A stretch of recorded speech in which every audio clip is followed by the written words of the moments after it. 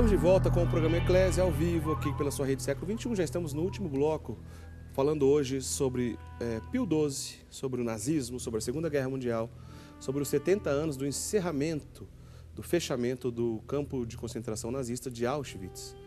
A guerra terminou em 1945 e em janeiro de 1945 foi, então, essa terrível história teve fim lá em Auschwitz. A gente já mostrou a entrevista de o único brasileiro sobrevivente desse período triste da história. E lembrando também que o senhor Giovanni Montinelli, pai do padre Guido Montinelli, que está aqui na foto, foi prisioneiro lá em Auschwitz.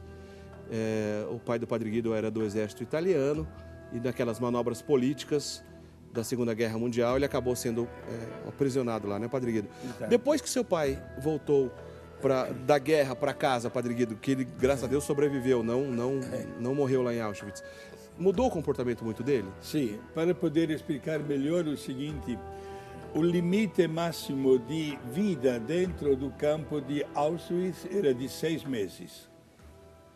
6 meses. Meu pai, durante o verão do 44, foi levado, né, com mais de 1.500 militares italianos para este campo de extermínio e foi libertado no dia 27 de janeiro pelos russos, de 1945. Certo. Quando chegou em casa, como me contava também a minha mamãe, né, claro, era uma outra pessoa.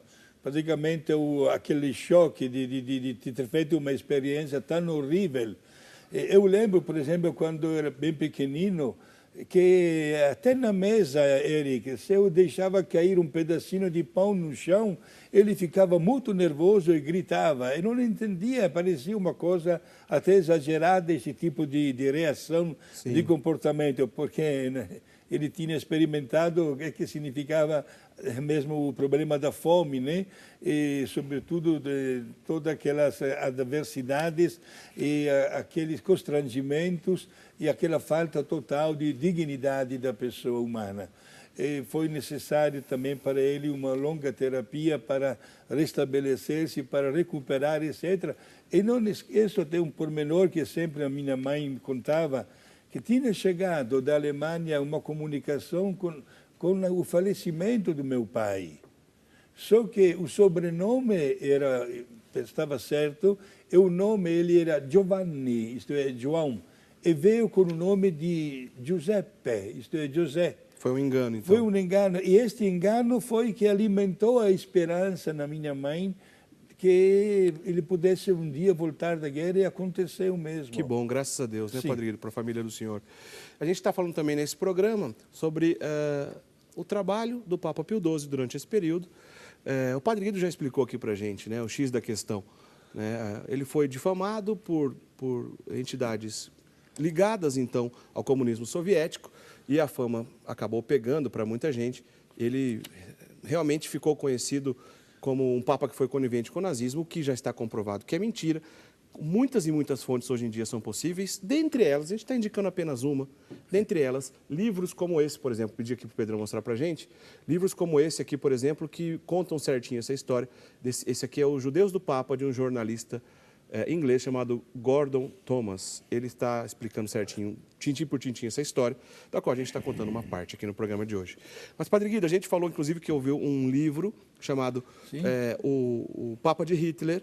E sim, o que aconteceu com o autor desse livro, padre Guido? Este autor, o Cornwell, né? John Cornwell, John não é Cornwell, isso? exato. Este homem, talvez para vender muitos livros, quando as notícias que circulavam talvez não eram das melhores, definiu o Papa com este título, o Papa de Hitler. Mas este homem, a um certo ponto, foi obrigado e sentiu-se, né, mordido na sua consciência, a tal ponto que retirou as suas acusações contra o Papa. Por que retirou? Porque a verdade se apresentou. E esta verdade foi pronunciada pelos mesmos judeus. Isto que deu grande força. E foram os judeus que acabaram com este Cornwell. Não é verdade o que você está dizendo, porque o Papa fez de tudo para nos salvar. Portanto, repito, com assistência material, com o abrigo, colocando, digamos assim, todas as forças disponíveis no Vaticano, colocou tantos padres a serviço direto para controlar que todas as famílias dos judeus tivessem um abrigo, etc. Fez de tudo. O Papa Pio XII salvou, então, cerca de 800 mil pessoas, livrando essas pessoas, esses judeus, dos campos de concentração.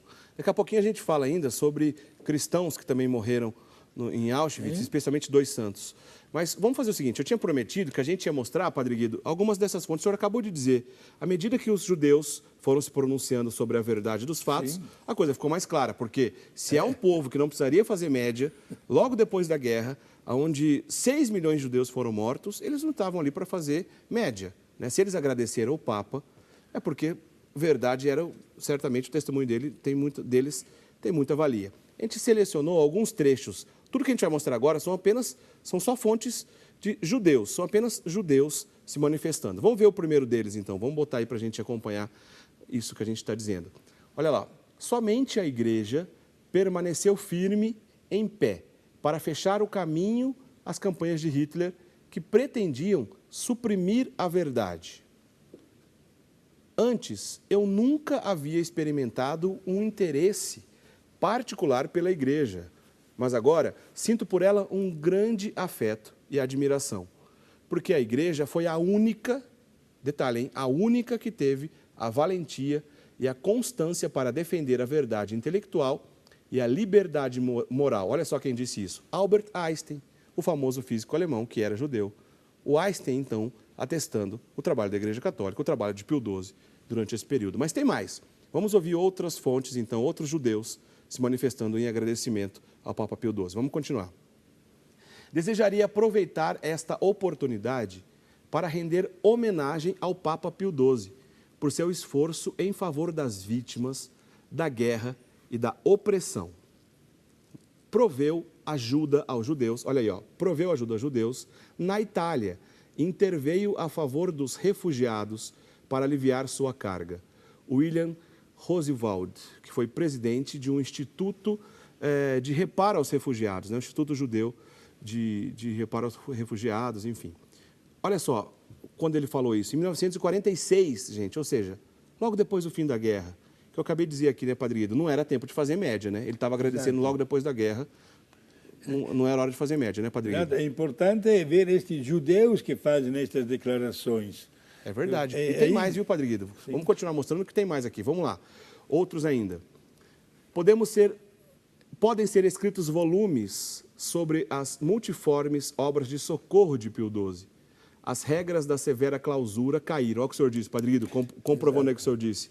Sim. As clausuras católicas se abriram, então, para refugiar os judeus. Olha lá, ó. As regras da severa clausura caíram. Todas e cada uma das coisas estão a serviço da caridade.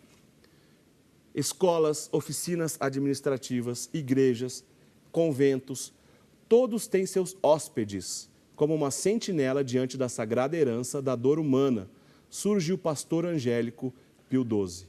Quem disse isso, não, ainda tem mais um pouquinho. Ele viu o abismo da desgraça do qual a humanidade se dirige. Ele mediu e prognosticou a imensidão da tragédia. Ele fez de si mesmo o arauto da voz da justiça e defensor da verdadeira paz. Quem disse isso foi o Eugênio Zolli, que também é um judeu, escreveu isso em um livro, em 1954. Está aí outro judeu atestando tudo que a gente está dizendo aqui, confirmando o que a gente está dizendo desde o início do programa, né, Padre Guido? É o apelido de Pastor Angélicus, em língua latina. Pastor Angélico foi exatamente o apelido que a Igreja quis dar ao Papa Pio XII, né, por todas as obras de caridade que ele realizou no decorrer dos eventos da Segunda Guerra Mundial. E agora a gente tem mais uma citação, a última citação, que é muito importante, é de um historiador judeu, atestando, inclusive, nesse texto, Padre Guido, confirma aquilo que o senhor contou aqui para a gente, que o serviço secreto comunista também trabalhou na difamação de Pio XII. Quer ver? Vamos perceber. Vamos ler o texto. O linchamento contra Pio XII, um absurdo. Venho de uma família de origem judia e tenho parentes que morreram nos campos de concentração durante a Segunda Guerra Mundial. Esse Papa Pio XII e a igreja que tanto dependia dele fizeram muitíssimo pelos judeus. 6 milhões de judeus assassinados pelos nazistas e quase 1 milhão de judeus salvos graças à estrutura da igreja e deste pontífice. Olha lá, né? Quase 1 milhão, ou seja, 800 mil pessoas foram salvas. Continuando. Um dos motivos por que este importante Papa foi crucificado se deve ao fato de que tomou parte contra o universo comunista de maneira dura, ou seja, porque ele criticou também o comunismo, né, como a gente disse agora há pouco, de maneira dura, forte e decidida. É o Paolo Mieri. Não é o Paolo Mieri, não. Acho que ele tem um probleminha ali. Quem disse isso aí foi o David Dalein, que é um rabino de Nova York e também historiador. Foi ele que disse isso. David Dalein, um rabino lá de Nova York, historiador, disse isso diversas vezes, mas especialmente em agosto de 2004, ele escreveu esse texto que a gente acabou de ver. Ou seja, um rabino judeu atestando que tudo que a gente disse aqui, né, Padre Guido, confirmando, ou seja, a difamação foi caso pensado, deu certo, porque muita gente acredita até hoje, sim, mas a verdade é que o Papa Pio XII salvou pelo menos 800 mil pessoas do extermínio nazista. Exato. E hoje nós não temos palavras suficientes para agradecer esta obra. É bom também lembrar que não somente o Papa Pio XII como Papa, mas também todos os membros da Igreja trabalharam para salvar os mesmos judeus. Nós temos um episódio belíssimo do Papa, que se tornou Papa também, João XXIII, que é santo, que ele conseguiu salvar mais de 1.500 pessoas. Essa história é ótima, Padre Guido, inclusive no período que Papa Pio XII era Papa. Deixa eu só fazer uma retificação. Peraí, gente, eu errei, peço perdão aqui. Põe de novo, por favor, essa última tela, é possível, diretor? Eu fiz confusão aqui. Esse texto que a gente acabou de ler, a última delas, realmente foi de Paolo Mieri. Esse texto que a gente está vendo. Foi Paolo Mieri que disse, ele é sim um jornalista judeu italiano. Estava certo. Tá bom, gente, isso aí foi ele que disse. O David Dalein, que é um rabino de Nova York, também tem uma citação, só que a gente não separou, né? Ele também agradece o Papa Pio XII em muitos momentos, inclusive em 2004, quando ele publicou isso. Então, só para retificar, esse texto que a gente acabou de ler, confirmando quase tudo que a gente disse no programa aqui, Padre Guido, foi mesmo Paolo Mieri que disse um jornalista judeu italiano, então, só para ficar bem claro. Agora, conta para a gente essa história, Padre Guido. Pio XII era Papa. Sim. O então cardeal, núncio apostólico da Hungria? Da Bulgária. Da Bulgária? Da Bulgária, sim. Que depois via ser João XXIII. Exato. O que aconteceu nesse episódio? Não era cardeal, era simples bispo. Ah, não era nem cardeal ainda? Não, ainda não. Estava na carreira, digamos, diplomática, né? Era núncio apostólico na Bulgária e foi aí que, durante a perseguição nazista, não esqueçamos que Hitler mandou vir de todos os países da Europa trens carregando milhares e milhares de judeus, né? Foi ele, futuro Papa João XXIII, que conseguiu desviar um trem carregado com mais de 1.500 crianças, destinadas também elas ao campo de extermínio. Por isso, mas como ele conseguiu isso, padre? Com a diplomacia, digamos assim. Que legal. Com a diplomacia ele conseguiu, se ofereceu, e tanto fez que conseguiu fazer esta deviação, salvando milhares de pessoas. Isto é, o estilo de vida da Igreja neste momento tanto delicado foi exatamente o estilo da caridade. Por isso que o Papa Pio XII fez questão de colocar exatamente esta característica de amor, de afeto sem limites para todas estas pessoas tão provadas, né? E não esqueçamos que o objetivo de Hitler era de um verdadeiro holocausto com todos os judeus da Europa, que estavam estimados em 11 milhões. Pois é, e chegou a matar 6 milhões. 6 milhões e, inclusive, infelizmente, perderam a vida, né? A gente já está chegando no final do nosso programa, mas nenhum dos telespectadores do programa Eclésia podem cair mais nessa furada, hein? O Papa Pio XII não teve nenhum problema com o nazismo, trabalhou em silêncio, e como ficou claro aqui durante todo o programa, e como nós justificamos pelas fontes que acabamos de apresentar de judeus, atestando isso, o Papa Pio XII, sim, trabalhou para salvar muitos e muitos judeus, e cerca de 800 mil pessoas foram salvas, então, pelo trabalho desse Papa. Só que a gente não pode encerrar o programa sem lembrar, toda vez que a gente fala de Auschwitz, não tem como não lembrar esses dois personagens. Porque, vou mostrar o primeiro, Padre Guido. São Maximiliano Kolbe, santo franciscano conventual, está aí, ó, São Maximiliano Kolbe, morreu lá em Auschwitz. Sim. Né, Padre Guido? Ele deu a vida também num lugar de um pai de família que seria morto, não é isso? Sim, exato. Ele é da Polônia, né? Aconteceu que um prisioneiro fugiu e, conforme as regras que estavam em vigor naquela época, 10 pessoas daquele mesmo barraco deveriam morrer de fome e de sede, a menos que aquele cara que tinha fugido voltasse. Imagina só se eu queria voltar, né? E ele não foi escolhido. Ele se prontificou em lugar de um homem que era um tenente polonês e deu a sua vida. Aguentou mais de 2 semanas e no dia 14 de agosto do ano 1942 ele terminou a sua caminhada, dando a sua vida, morrendo de fome e de sede. O grande santo foi canonizado pelo Papa João Paulo II, que também é santo. É verdade. E uma outra santa da Igreja Católica, a grande Santa Edith Stein, que também é conhecida como Santa Teresinha. Sim. Benedita da Cruz. Benedita né? da Cruz, Teresinha Exato. Benedita da Cruz, que está aí a foto dela. Essa foto dela já é na época do Carmelo, né, Padre Guido? Sim, era uma professora de filosofia de maior destaque da Alemanha. Ela foi discípula daquele famoso filósofo Russell, alemão, Sim, não é isso, Padre Guido? Exato. Ela era judia, se converteu ao cristianismo, recebeu o batismo e optou logo em seguida para o Carmelo.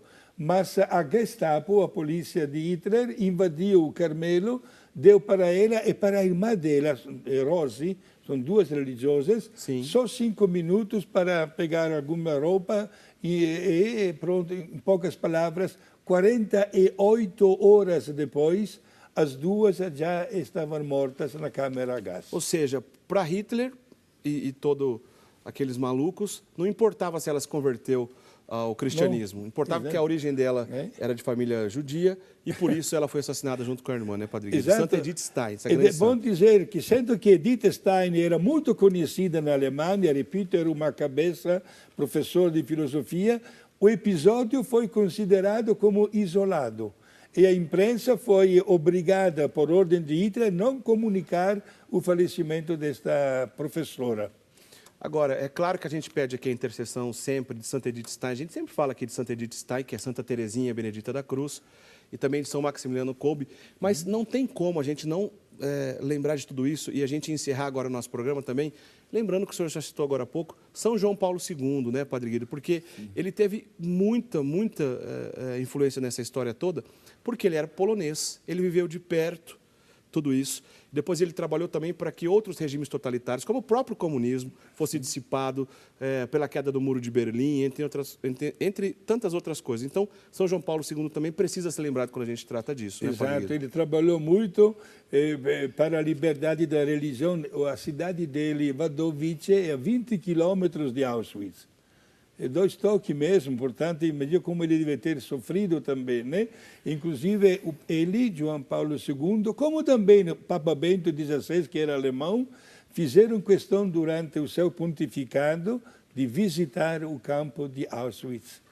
Agora, Padre Guido, só dá tempo do senhor nos dar a bênção, que o programa já está chegando ao fim. Por favor, nos dê sua bênção. Certo, vamos dar a bênção pedindo a Deus que haja sempre paz, né, concórdia, né, cordialidade, entendimento, e que estas páginas tão tristes da história nunca mais se repitam, para que os homens aprendam a serem hoje melhores e diferentes de ontem.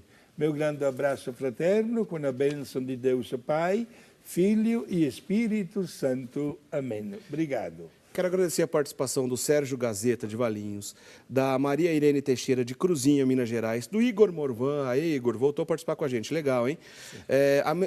A Merlina Alves Pereira, de Valinhos, a Brígida Maria, Francisco Wagner Silva, Ronan, Denis Prudêncio, um monte de gente participando com a gente. E pelo WhatsApp, gente, foram tantas e tantas mensagens. Quero agradecer pessoal da cidade de Limeira, Paraíba Paulista, lá da Paraíba, de Tatuí, de São Paulo, Cachoeirinha de Pernambuco, Lagarto, Sergipe, de Goiânia, Santana de Ipanema, Venturosa, lá também no estado de Pernambuco, Sobral, Ceará, Avaré, São Paulo.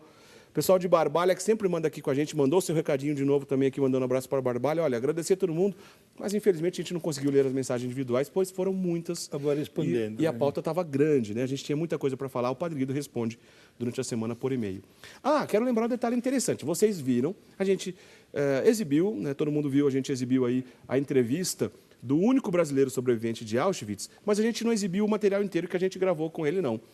Tem algumas outras partes que a gente não usou aqui no programa, a gente vai disponibilizar para vocês no site da Rede Século XXI.